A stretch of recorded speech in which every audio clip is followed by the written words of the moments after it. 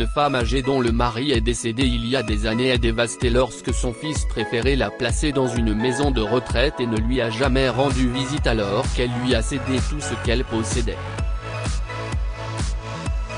Tous les parents se disent à leurs enfants qu'ils n'ont pas de favoris, mais ce n'est pas tout à fait vrai.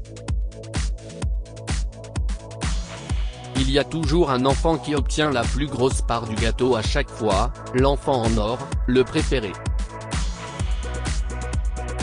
Jane Stanton a toujours favorisé son fils Edward. Ce n'est pas qu'elle n'aimait pas sa fille Amy, bien au contraire.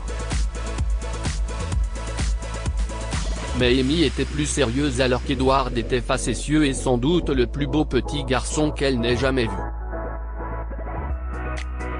Jane était sûre qu'Edward lui était tout aussi dévoué, mais elle se trompait. Du vivant de Travis, le mari de Jane, la dynamique familiale était parfaitement équilibrée. Oui, Jane était un peu trop indulgente avec Edward, mais Travis la contrôlait.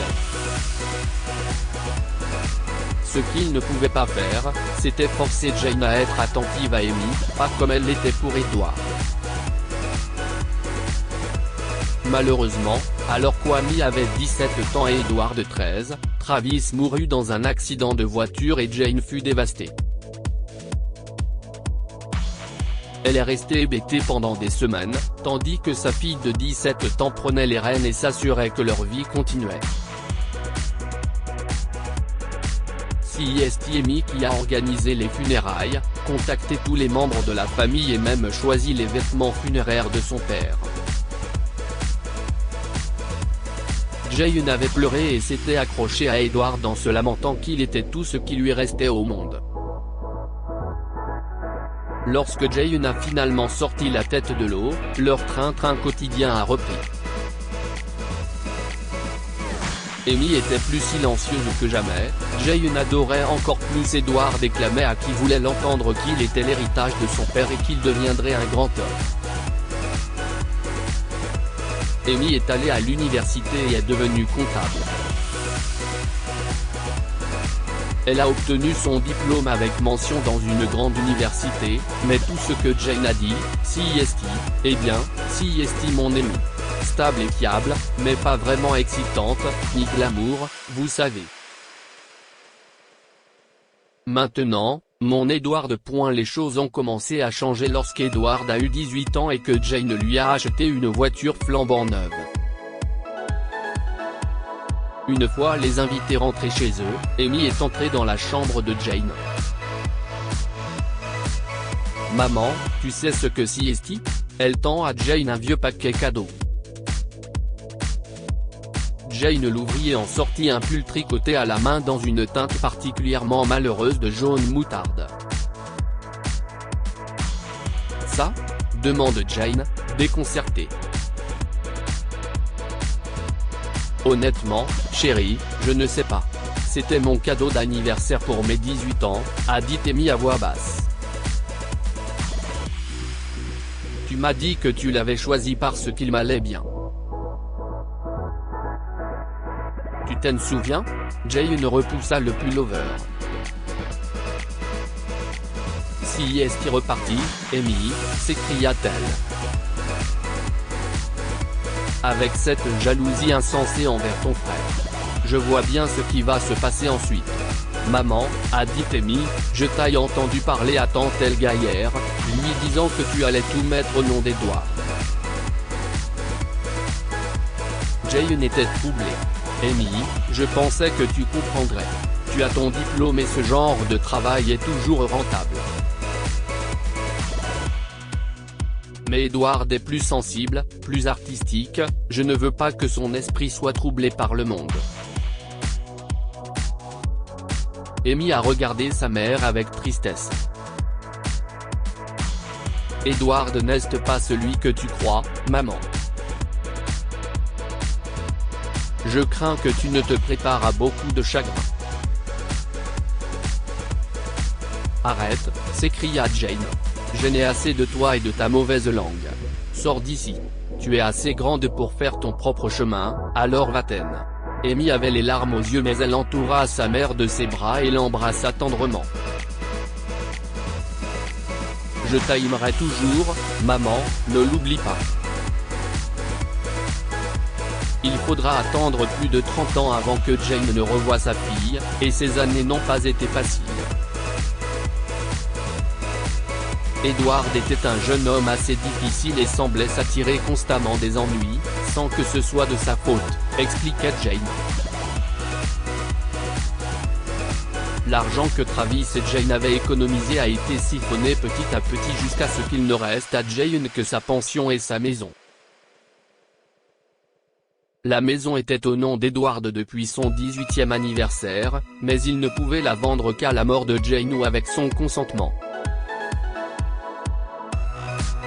Edward se maria, divorça et se remaria plusieurs fois, et entre deux mariages, il retourna vivre chez sa mère.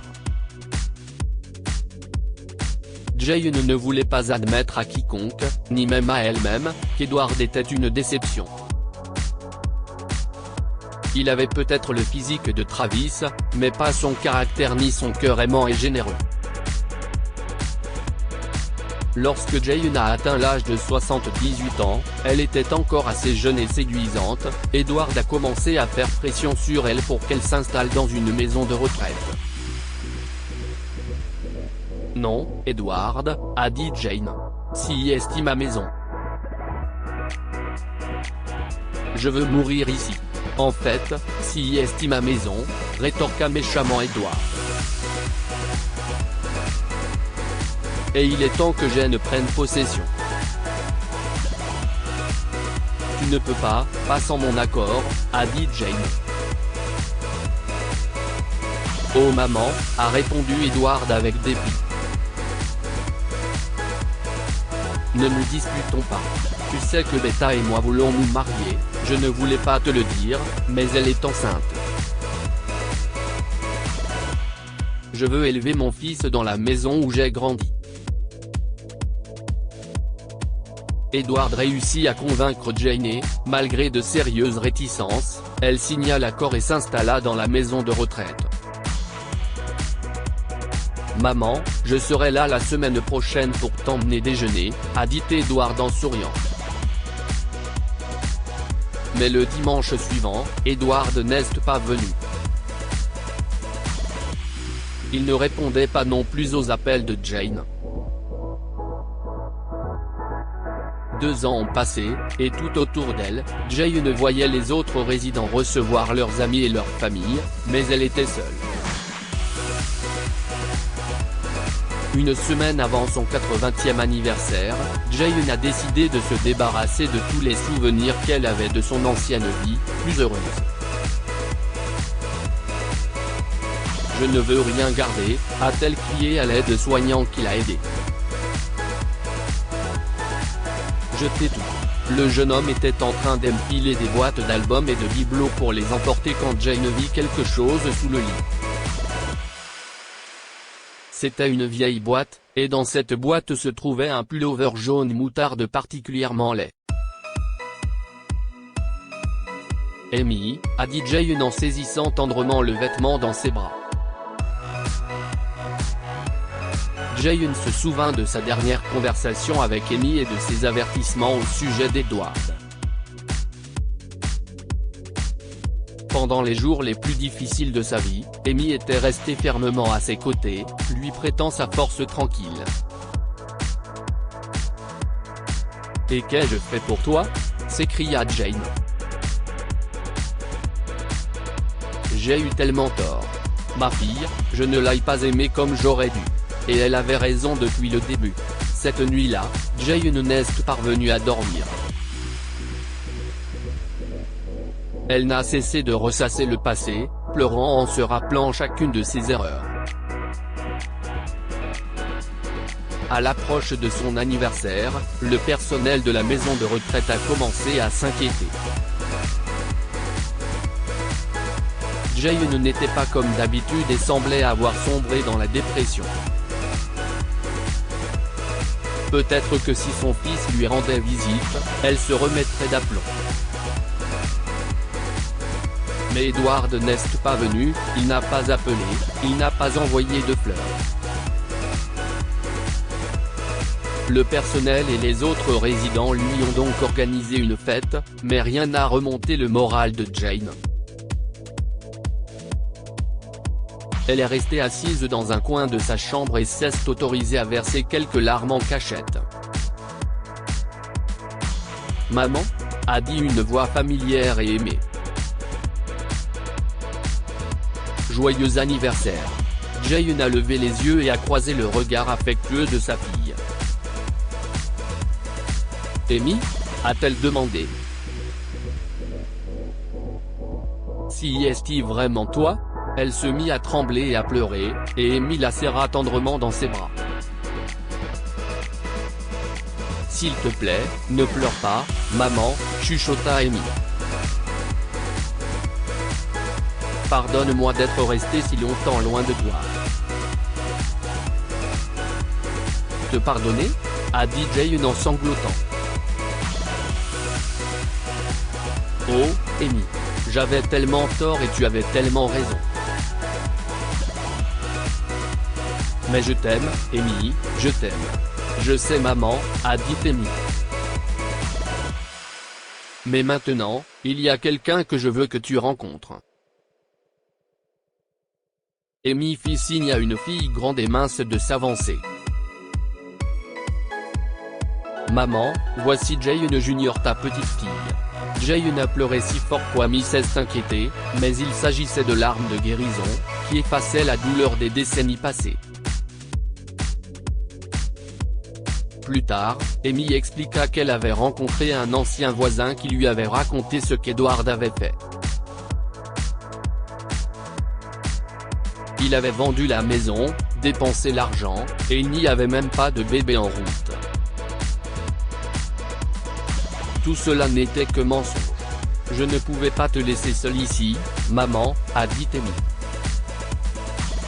« Je veux que tu rentres à la maison avec moi. Laisse-moi prendre soin de toi, comme tu le mérites. »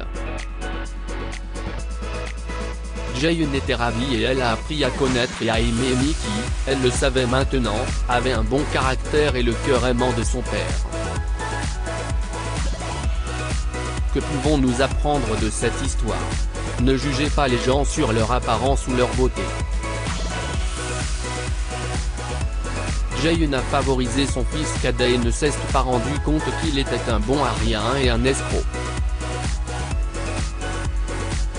Un enfant aimant sera toujours là pour ses parents si nécessaire. Amy s'est précipitée au secours de Jane dès qu'elle a appris qu'elle avait été abandonnée dans une maison de retraite. Partagez cette histoire avec vos amis. Elle pourrait égayer leur journée et les inspirer.